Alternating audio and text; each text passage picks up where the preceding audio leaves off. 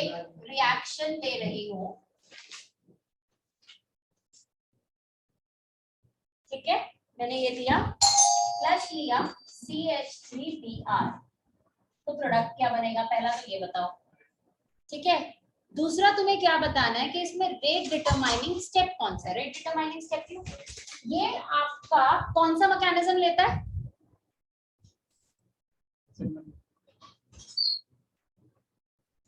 ये आपका रिएक्शन कौन सा है, अरे ये ईथर बनाने का रिएक्शन है, विलियमसन सिंथेसिस आपका कौन सा मैकेनिज्म फॉलो करता है, SN2 को फॉलो करता है। तो SN2 में हमारे दो स्टेप होते हैं, हमने पढ़ा बैक से रिएक्ट करेगा तो पहले एक इंटरमीडिएट बनेगा, फिर आपका फाइनल प्रोडक्ट बनता है, कार्बोकैटायन इसमें नहीं बनता। तो वो ये कह रहा है कि इसका रेट डिटरमाइनिंग स्टेप बताओ। रेट डिटरमाइनिंग स्टेप वो इंटरमीडिएट ही होता है, तो वो मुझे बताओ। एक तो नहीं भेजा, यही तो क्वेश्चन है।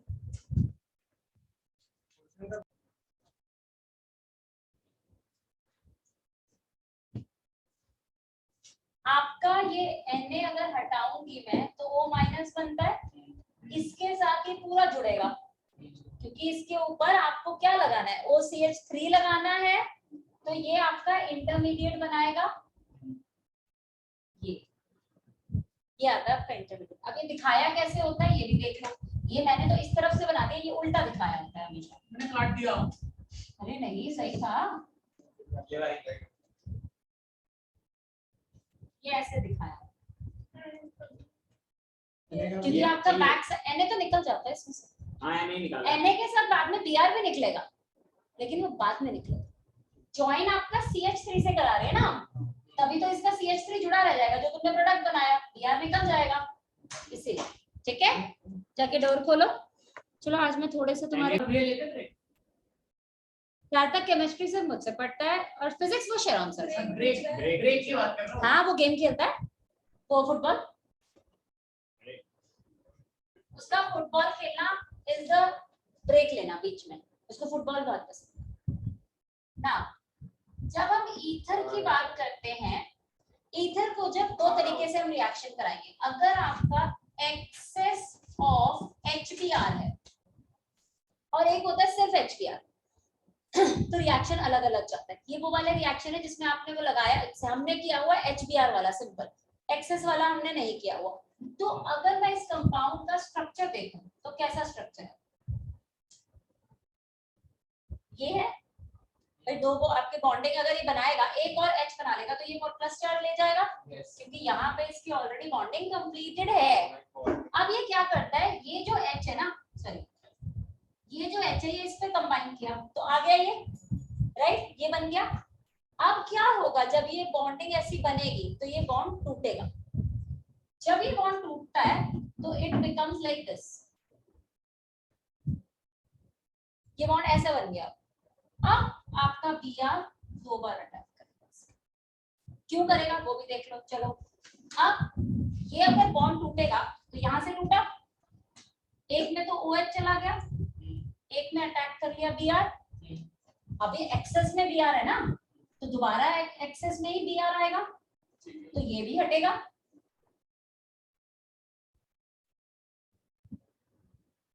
यहाँ पे H आ जाएगा, फिर समझ आ गया? yes. क्यों? अब ये भी देख लो, अगर मैं इस बॉन्डिंग को तोड़ने जाऊं तो ये बॉन्डिंग कैसी है, ऐसी तो है, राइट। जब पहले इस बॉन्डिंग को तोड़ेगा ये माइनस चार्ज लेगा, फिर पहले अगर इसने थोड़ा माइनस चार्ज लिया फिर ये इसको भी तोड़ेगा तो यहाँ पे Br अटैक कर जाएगा। समझ आ गया क्यों?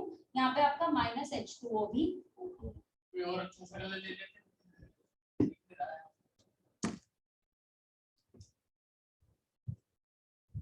ये मैं कह रही हूँ कि ऐसे है, इसने पहले इससे तोड़ा तो ये माइनस चार्ज ले गया, जब ये माइनस चार्ज लेगा और इसको HBr के साथ दोबारा रिएक्ट करेगी तो ये पूरा का पूरा टूट के निकलेगा, तो ये पूरा वाटर निकल जाएगा। तो अगर हम इतना बड़ा तोड़ने के बजाय अगर जैसे हमारा एक्सेस में HBr है तो आपको ये ध्यान रखना है कि बस ये प्रोडक्ट ये बनेगा,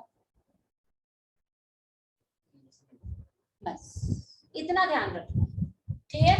बट अगर इसी में मैं एक्सेस ना लगाऊं, सपोज करो it is not an excess, जैसे जैसे कि मैंने कंपाउंड तुम्हें दिया ईथर का, ये भी ईथर है, ये भी ईथर है, अभी मैं ईथर दे रही हूँ।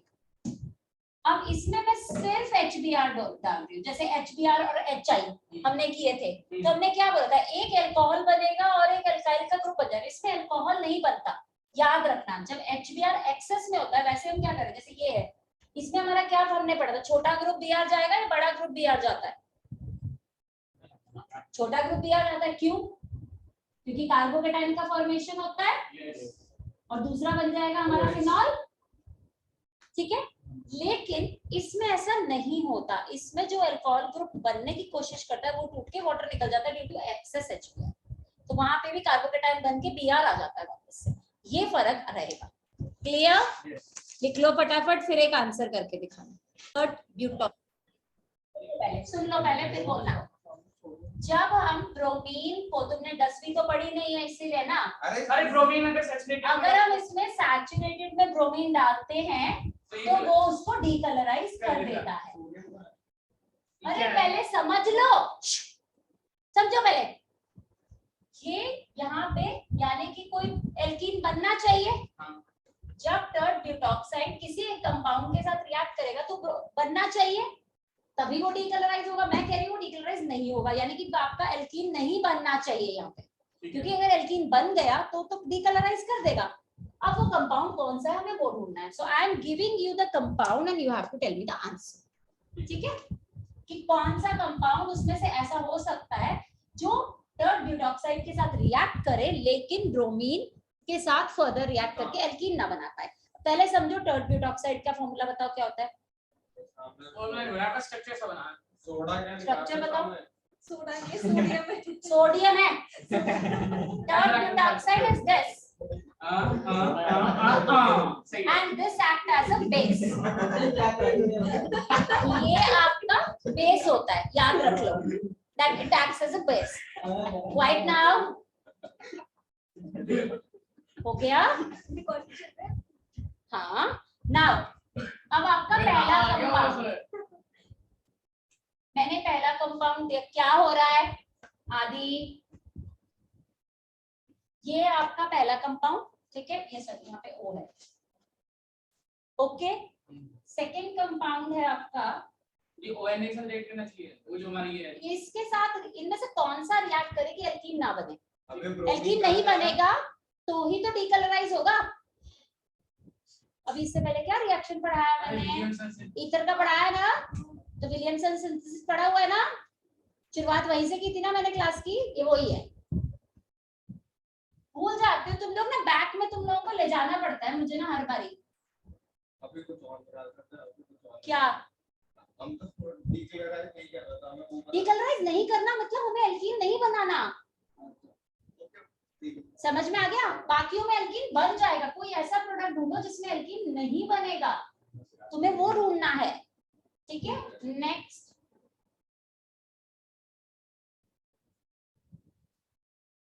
Clear, and the last one, भाई लिख लो, सब आता है इनको,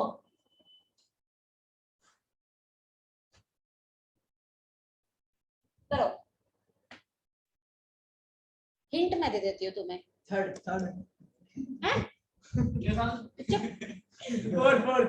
जिस कार्बन में अल्फा हाइड्रोजन नहीं होगा वही एल्कीन नहीं बनाएगा। ये रहा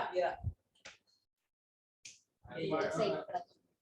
सही बोला, जिस, अब तुम्हें अल्फा कार्बन समझ में आ गया ना, ठीक है, यहाँ से देखो, चाहे तुम यहाँ से देखो, इसके पड़ोस वाला कार्बन ये है, ठीक है, इसके पड़ोस वाला कार्बन ये है, यहाँ पे ये वाला अल्फा है, ठीक है, तो हम यहाँ कह रहे हैं कि जो इसके पड़ोस में जो कार्बन होना चाहिए था उस पे हाइड्रोजन होता, तो वो तो है ही नहीं, तो इसमें अल्फा हाइड्रोजन का लॉजिक है। यहाँ पे जाओ, अब इसको पकड़ते हैं, चलो तुम्हें मैं ये भी समझाती हूँ किसमें क्या बन रहा है। अगर सपोज करो, लेट मी टेक, मैंने कंपाउंड गलत नहीं बना दिया, सही है, नहीं सही है, ठीक है। अगर मैं यहाँ पे ये ले लूं, ठीक है, इसमें कौन सा हाइड्रोजन पार्टिसिपेट करेगा, ये वाला, राइट। जब ये पार्टिसिपेट करेगा तो डबल बॉन्ड यहाँ आ जाएगा और ये Br हट जाएगा, तो यानी एल्कीन बना रहा है, तो इसका तो कोई लेना देना है ही नहीं हमारा, ठीक है। अगर मैं यहाँ पे सपोज करो, मैंने तुम्हें इस कंपाउंड में यहाँ पे C6H5 दिया होता तब क्या होता? नहीं वो इसमें नहीं देती, तब भी इसमें नहीं देती, मैं ये देती हूँ यहाँ पे C6H5 यहाँ देती हूँ। फिर कौन सा हाइड्रोजन पार्टिसिपेट करता बॉन्डिंग में?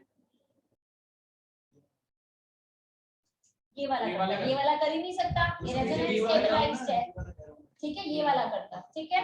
नेक्स्ट चलते हैं, अब आते हैं इस पे, ये वाले में कौन सा करेगा? जो सी यहाँ पे तो डबल बॉन्ड O है, यहाँ पे इसके बराबर वाला बोल इसके रहा हूँ। बराबर, ठीक है, क्लियर। अब नेक्स्ट क्वेश्चन आता है तुम्हारे लिए। सेकंड वाले जो आंसर बताया था इसका इसमें आपका अल्फा बीटा कोई आ ही नहीं रहा ना, अगर तुम इसको अल्फा पकड़ के चलोगे तुम कहोगे 2 हाइड्रोजन लगे, लेकिन ये वाला आपका बॉन्डिंग में इसलिए पार्टिसिपेट नहीं करेगा क्योंकि यहाँ पे ऑलरेडी होते हैं, ठीक है। अब क्वेश्चन आता है एक और अल्कोहल्स का, ठीक है। नेक्स्ट क्वेश्चन पकड़ते हैं हम।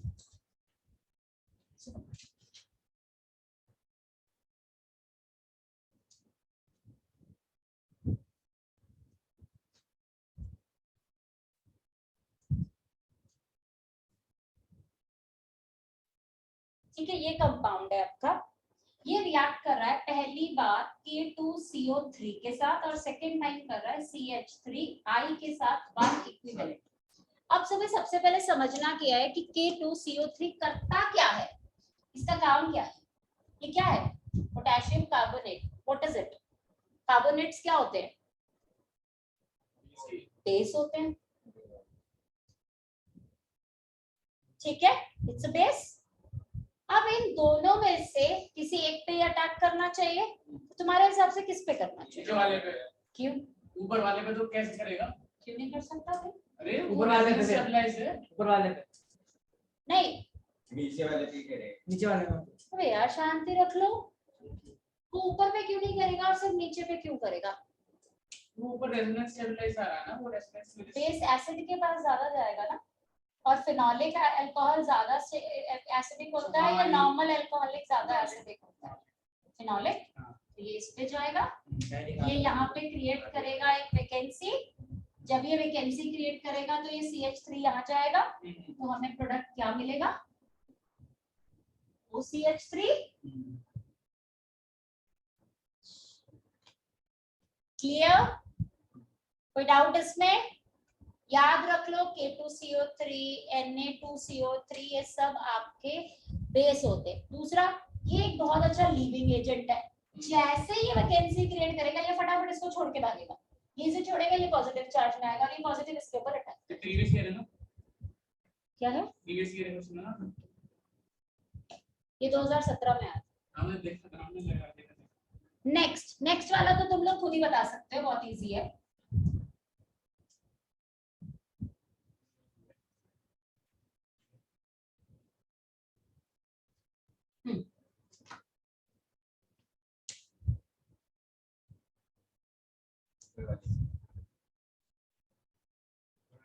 बिल्कुल ठीक है, sp3 हाइब्रिडाइज पे जाएगा ये। क्लियर? नेक्स्ट, एक बार से पूछा कैसे करना है चिराग से। तो मैंने ही बोल दिया sp3 हाइब्रिडाइज, अब क्या बोलेगा? ठीक है। नाउ अब आता है क्वेश्चन, अगर मैंने तुम्हें NaHCO3 दिया है, NaHCO3 क्या है? ये सोडियम बाइकार्बोनेट है। Sodium bicarbonate benzene, sorry benzoic acid, let's take an example, benzoic acid, ortho nitrophenol, then picric acid and benzene sulfonic acid.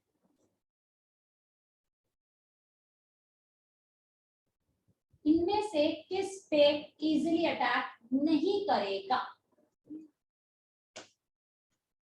किसके साथ सॉल्युबल नहीं होगा? क्वेश्चन को ऐसे ले लेते हैं, यहाँ तो ये चल रहा है एक एक आंसर सारा बोल दो, मैं कोई ना कोई तो सही कर ही दूंगी। How many goes with fourth? 1, 2. Okay. How many goes with 1? एक भी नहीं। 2. 2 4 what तुषार 4 अच्छा Tanishka what is your answer मेरा क्वेश्चन मैं रिपीट कर देती हूँ तुम्हारे लिए मैंने बोला NaHCO3 किसके साथ सॉल्युबल नहीं होगा सॉल्व नहीं होगा फोर्थ बता बता दो फोर तो हो ही नहीं सकता फोर्थ आगे बताओ बस तो नहीं होगा तो मतलब यही होना चाहिए ना फिर तो आंसर तुमने बोला वही नहीं नहीं होएगा ये तो सॉल्यूशन यस तनिष्का थोड़ा फोर्थ होगा क्या तुम्हारा भी 4th है सेकंड सही आंसर है सेकंड अरे सही है यस सही है सेकंड है ना yes yes second is the answer now क्यों अब समझो चिराग सेकंड बोल रहा था 1 मिनट बता कैसे हाँ ना चिराग कैसे चलो ऑर्थो पे है और तो कहता क्या हुआ इनका सबका स्ट्रक्चर बनाते हैं ठीक है ये है और let me take another pen उन्होंने जब कहा फोर्थ मैंने कहा मैंने क्यों मैंने फोर्थ को गलत बताया मैंने वो सोच लिया कि जो ज्यादा सॉल्यूबल होगा ये है दूसरा पिक्रिक एसिड बताओ क्या होता है आधे आधे चुप रहना पिक्रिक एसिड चिराग उस पे और नीचे वाले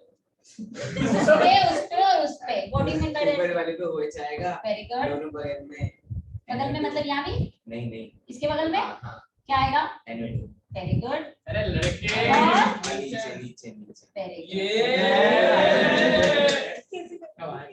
क्या बताया उसने मतलब शर्म कर लो पिक्रिक एसिड का फॉर्मूला बताया जिस दिन जेई क्लियर कर लेगा ना उस दिन ऐसे नाचना ठीक है नेक्स्ट बेंजीन सल्फोनिक एसिड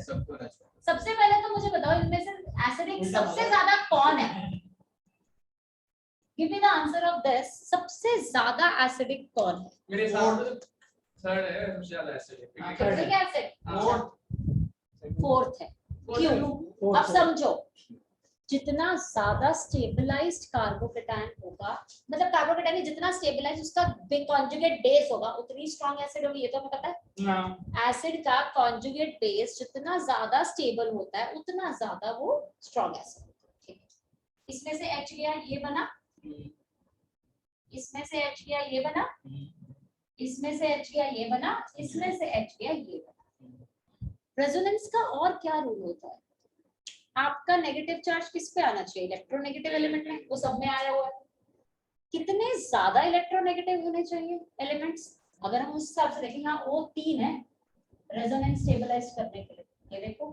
ये गया यहाँ तो ये गया यहाँ ये यहाँ भी आ सकता है तो फिर ये घूम भी सकता है वापस से तो यानी ये 3 बार घुमा सकता है 3 O है इसमें सिर्फ 2 O है इसमें एक ही है और इसमें भी एक ही जितने ज्यादा O उतना ज्यादा एसिडिक ठीक है तो सबसे ज्यादा एसिडिक तो ये है तो NaOH तो इसका टेस्ट होता है तो ये तो पॉसिबल ही नहीं है किसी कीमत पे ये भी एसिड है इसका भी टेस्ट है बच्चे ये दोनों भी एसिड ही हैं लेकिन ये एज कंपेयर टू दिस ये कम एसिडिक है और ये तो बहुत ही कम एसिडिक है तो इसलिए इसमें सबसे कम सॉल्युबल गॉट द आंसर बेटा तुक्का नहीं देखना ना तुम इसीलिए तुम कहते हो मल्टीपल चॉइस दे दिया करो फोर्थ का फॉर्मूला कुछ और लेके चल रहा था चलो अब दूसरा लो क्लोरोबेंजीन बेंजीन फिनॉल एंड टॉलीन लिखो क्लोरोबेंजीन बेंजीन फिनॉल एंड टॉलीन क्या बताना है बता रही हूँ बच्चे इनमें से इलेक्ट्रोफाइल किस पे फटाफट से अटैक करेगा मैंने आपको दिया क्लोरोबेंजीन बेंजीन फिनॉल और क्या दिया मैंने टॉलीन मैं ये कह रही हूँ इस पे इलेक्ट्रोफाइल सबसे ज्यादा अटैक कौन करेगा मींस इलेक्ट्रोफाइल क्या पॉजिटिव यानी कि इजीली अटैक करने के लिए आपके पास बेंजीन के ऊपर क्लोरोबेंजीन नहीं चाहिए तो ये CSP वाला ना Cl तो ये इलेक्ट्रोनेटिक ग्रुप सीएल भी डोनेटिंग है ओएच भी डोनेटिंग ए सीएल कब से डोनेटिंग हुआ विड्रॉइंग है वो छोटे पढ़ेंगे हेलोजेंस आर विड्रॉइंग और तो वो तो डीएक्टिवेटिंग ग्रुप हो गया यहीं से पता चलता है it's a electron withdrawing group ये तो इसको डीएक्टिवेट करेगा अब बचे इस पे करेगा नहीं, हाँ ठीक है। अब बचे ये दोनों, इन दोनों में से बताओ। टॉलीन, मैं टोली नहीं जाऊंगा। मैं फिनॉल के लिए जाऊंगी। क्यों? दिमाग लगाओ। अच्छा वो माइनस। तुम ये कह रहे हो कि ये इस पे इलेक्ट्रॉन डोनेट करेगा इसीलिए, राइट? रेजोनेंस आ रहा है, प्लस आर इफेक्ट या प्लस एम इफेक्ट, जिसको तुम कुछ भी बोल लो। यहाँ पे कौन कौन से इफेक्ट आ रहे हैं बताओ, कौन कौन से इफेक्ट आ रहे हैं? Plus I effect, hydrogen bonding. एक मिनट, यहाँ पे आपका ये आर यहाँ आएगा, आर नहीं आएगा, आर यहाँ आएगा। यहाँ पे क्या क्या आ रहा है? एक तो प्लस आई इफेक्ट, और कार्बन के बगल में अगर डबल बॉन्ड होता है तो कौन सा इफेक्ट आता है आपके? Hyper conjugation. यहाँ पे हाइपर कॉन्जुगेशन भी आ रहा है। प्लस आई के इफेक्ट के सामने आर इफेक्ट ज्यादा होता है या प्लस आई इफेक्ट ज्यादा होता है? प्लस आई इफेक्ट आर हमेशा ज्यादा होता है, कह रहा प्लस इफेक्ट नहीं होता। हमेशा याद रखो, ये resonance effects is always overpowering inductive. ठीक है, बहुत रेयर कोई केस मिलेगा जहाँ पे रेजोनेंस ओवरपावर नहीं करता, जैसे कि तुम एसिड में भी पढ़ोगे मेथॉक्सी का ग्रुप, वहाँ पे ओवरपावर नहीं कर पाएगा। तो दिस इज द ग्रुप जिस पे इजीली अटैक करेगा आपका इलेक्ट्रॉन। समझ में आ गया? क्लियर हो गया? तो इफेक्ट है वो ओवरपावर नहीं करेगा, उससे कोई लेना देना नहीं। Hyper conjugation is no more going to effect the attack of an electrophile. वो तो अपने आप में कार्बन हाइपर कॉन्जुगेशन कर रहा है। जितने ज्यादा हाइड्रोजन जिस कार्बन पे डबल बॉन्ड लगा है उसके पड़ोस में जो कार्बन होता है अल्फा, उस पे जितने हाइड्रोजन उतना हाइपर कॉन्जुगेशन। 3 लगाए तो 3 हाइपर कॉन्जुगेशन स्ट्रक्चर बनने ही बनने, 12 लगाओ 12 बनेंगे, तो होता ही है। तो हाइपर कॉन्जुगेशन एक अलग इफेक्ट है। हाइपर कॉन्जुगेशन से इलेक्ट्रॉन डेंसिटी का कोई लेना देना नहीं है, क्योंकि वो अगर इलेक्ट्रॉन डेंसिटी घुमाएगा तो वो ऐसे घुमाता है बेटा। यहाँ आपका कार्बन लगा, ये लगा है, ये इसको घुमाएगा, तो यहाँ से एक हाइड्रोजन हट गया। वो हम ये कहते हैं कि हाइड्रोजन है पर उसे बॉन्ड नहीं बनाया हुआ। Hyper conjugation is no bond resonance, ये होता है हाइपर कॉन्जुगेशन। इसीलिए मैं तुम लोगों को बोल रही थी जीओसी में जब ये सब सारी चीजें आएंगी तब अटेंड करना, चाहे तुम मैथ्स की क्लास बंद करो, क्योंकि ये सब बहुत जरूरी है। क्योंकि इन्हीं मैकेनिज्म्स की वजह से तुम्हारे जेई के क्वेश्चन सॉल्व होंगे आगे। चाहे तुम कितनी ऑर्गेनिक के फॉर्म रिएक्शन रट लो, जब तक मैकेनिज्म नहीं क्लियर होगा कुछ भी क्लियर नहीं। ठीक है, क्लियर? नेक्स्ट आता है आपका, मैं राइमर टाइमर का सोची थी मैकेनिज्म बताऊं। मैकेनिज्म, उसका मैकेनिज्म से क्वेश्चन कई बार निकल आता है। मतलब अगर तुम ये देखो कि मैकेनिज्म उसका, उसके अंदर अगर मैं ये पूछूं कौन सा कार्बन उसके मैकेनिज्म में यूटिलाइज होता है, तो हम कहेंगे कार्बीन यूटिलाइज होता है। कार्बीन होता है, carbene is a very reactive carbon. ठीक है, अब वो कैसे यूटिलाइज होता है मैं वो बता देती हूँ। तो मैंने ऐसे देखी जो जेई के ऑर्गेनिक के क्वेश्चन में जो सोचे चलो उसका अपोजिट होता है। नहीं, ऐसा कुछ नहीं मेरे में है, आता है तुम दूसरा। स्टेप बाय स्टेप समझो ना। ये भी सोचता तुम लोग पता है प्रॉब्लम क्या, तुम एक दिशा में सोच रहे होते, उसका आंसर कभी एक दिशा में नहीं आता। उसमें 4 रिएक्शन तुम्हें तुम 1 2 3 4 दिया होता है हमेशा। तो जो 1 दिया है उसमें सोचो कितनी पॉसिबिलिटीज हो सकती हैं एज पर द मैकेनिज्म। क्यों हम बार बार कहते हैं मैकेनिज्म पढ़ो, जिसको हमारे अक्षत बाल्यान तो सॉरी इसको ऐसे ओहो मैकेनिज्म ही तो छोड़ो ना, क्या जाता है भैया, मैकेनिज्म ही इंपॉर्टेंट है। Without mechanism you will not able to do it. और मैं तुम्हें सिर्फ ये बताने जा रही हूँ कि राइमर टाइमर में जो आपका मैकेनिज्म दोनों कंपाउंड में यूज होता है। राइमर टाइमर के 2 रिएक्शन हमने पढ़े हैं, क्वाइट नाउ। एक हमने पढ़ा है CHCl3 वाला और एक हमने पढ़ा है CCl4 वाला। ठीक है, 2 हमने पढ़े। इसमें याद रखो जब भी आप फिनॉल को रिएक्ट करते हो आपको या तो ONA दिया होता है या आपको OH दिया होता है। अब यहाँ पे क्वेश्चन ऐसे भी आ सकता है, क्यों? क्योंकि जब आप इसे रिएक्ट कराते हो NaOH के साथ तो बनाएगा तो ये यही ना, बनाएगा तो यही। लेकिन यहाँ पे आ जाता है इसका रेजोनेंस। अब यहाँ पे वो जो इसका क्लोरोफॉर्म है ना उसका H निकल चुका होता है और एक Cl निकल चुका होता है तब तक। यहाँ पे हम CHCl3 भी तो लगा रहे होते हैं ना, तो वो निकलने के बाद बचा क्या होता है? वो बचा होता है तुम्हारा ये, इसे कहते हैं कार्बीन। तुमने तो आज ही पढ़ा, याद है? इसे कहते हैं कार्बीन। याद पड़ा? ये जीओसी कर रहा है ना मेरे साथ। अब यार आना पड़ेगा, दिक्कत होगी। ठीक है, इसे कहते हैं carbene. This is an unstable carbon and highly reactive. ये अब क्या करेगा, जो हाइड्रो, ये वाला जो बॉन्ड है ना, ये जाएगा इसके पास। ठीक है, अब जब इसके पास जाएगा तो बनाएगा क्या? ये ऐसे आया, अब इसमें एक हाइड्रोजन है ना ऑलरेडी, तो वो तो एज इट इज लगेगा। इसका कार्बन भी अटैक हो गया इसके ऊपर। ठीक है, अब इसके रेजोनेंस को भी वापस कंप्लीट करना है। अब हमने बॉन्डिंग जोड़ने के लिए हमने रेजोनेंस यूज किया। ठीक है, अब हमें रेजोनेंस वापस देना है, तो ये वापस आ जाएगा इसके पास। ठीक है, तो ये जाएगा, फिर उसके बाद तुम्हारा ये बॉन्डिंग अंदर की कंप्लीट हो गई, ये माइनस आ गया, ये CCl आ गया और ये Cl आ गया। ठीक है, क्लियर अबाउट दिस मच। अब इसके पास शुरू हो जाओ तुम NaOH डालना। तो जितने NaOH डालोगे ये उसको तोड़ेगा, राइट? मैंने इसीलिए 3 बताती हूँ ना मैं उसके अंदर बार बार ही तुम्हें। जब तोड़ा इसने तो यहाँ OH लगाया, और जब 2H आते हैं तो हम कौन सा मैकेनिज्म यूज करते हैं? 2 NaOH होना चाहिए। एक यहाँ भी तो यूज करते हैं जब यहाँ Na आता है। अगर मैं यहाँ पे 2H आते हैं बगल में, तो हम कौन सा मैकेनिज्म यूज करते हैं? अरे एक आइसोमेरिज्म आता है, नहीं, tautomerism. Tautomerism. Double alcohol means या तो कीटोन बनेगा या आपका एल्डिहाइड बनता है। ठीक है, तो इसमें से -H2O होता है, क्योंकि हमने NaOH एक और बार डाला होता है, और HCl भी डालते हैं हम लोग इसके अंदर। तो जो HCl डालते हैं उसमें से एक तो ये आ जाता है, NaCl अलग होता है, वाटर भी ऐड कर रहे होते हैं तो यहाँ पे Cl। दिस इज तो अगर किसी ने क्वेश्चन पूछ लिया कि आपको राइमर टाइमर में कौन सा कार्बन आप यूज करते हो, तो आपको पता नहीं कौन सा कार्बन, मतलब it is a carbene we are using. जैसे आप primary, secondary, vinylic, allylic, benzylic, phenylic ये सब पढ़ते हो, तो केटायन, एनायन और कार्बीन भी होता है उसके अंदर। क्लियर, समझ आ गई ये चीज? So let us do few question now. Question पे डिपेंड करता है ना ये तो क्वेश्चन पे डिपेंड करेगा ना, क्वेश्चन कैसा है। Let me give you few questions now.